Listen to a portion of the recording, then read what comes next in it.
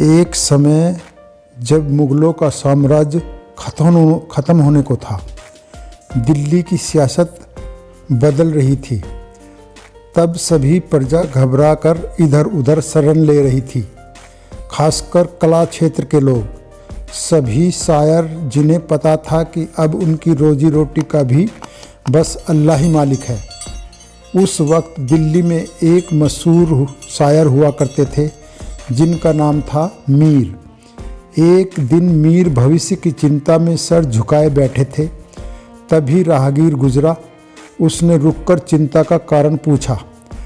तब मीर ने अपने और बीवी बच्चों के भविष्य की चिंता व्यक्त की। तब उस राहगीर ने मार्ग सुझाया। उसने कहा, अभी भी हैदराबाद में मुग़ल राज है, वहाँ आप जैसे महान शायर की ज़रूरत है, आपको वहीं निकल जाना चाहिए। मीर को यह बात ठीक लगी और उन्होंने दिल्ली से रवानगी लेना तय किया। कई बैलगाड़ियाँ सजी जिन पर उनका पूरा परिवार हैदराबाद की तरफ चल पड़ा। सफ़र कई महीनों का था, जिसमें कई शहर, कई संस्कृति के दर्शनों के बाद मंजिल मिलना था। आज का वक्त नहीं जो मिनटों में उड़ान भरकर दूरियां मिटा दे। मीर भी उस सफ़र पर निकल पड़े। कई जगहों पर रुकते हुए वे आगे बढ़ रहे थे। कुछ दिनों के सफ़र के बाद उनकी पोती ने उनसे बिगड़ी हुई उर्दू में कुछ बातें कहीं, जिससे मीर स्तंभ रह गए। उन्होंने एहसास हुआ कई संस्कृति भाषाओं के मेल से उनकी पोती की भाषा बिगड़ रही है। उर्दू के महान शायर के लिए यह पल अत्यंत दुखदायी था, जिन्होंने भाषा में प्रचुरता हासिल की थी। उनकी पोती उसी भाषा का अनादर कर रही थी।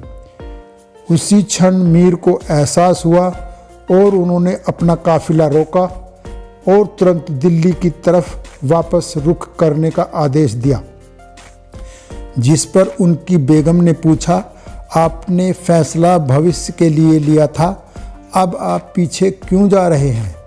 जिस पर मीर ने जवाब दिया, बेगम, तुम्हें रोजी रोटी की पड़ी है और यहाँ जीवन की दौलत लुटे जा रही है। लाखों की जुबान बिगड़ रही है। दिल्ली में खाने को मिले न मिले, हम भूखे रह लेंगे। कम से कम लाखों लोगों की जुबान तो सलामत रहेगी। शिक्षा, हमें इससे क्या शिक्षा मिलती है? हम पर फैशन की पट्टी ऐसे बंध गई है कि हम भाषा के महत्व को नकार बैठे हैं, ऐतिहासिक संस्कृति को झुठला बैठे हैं।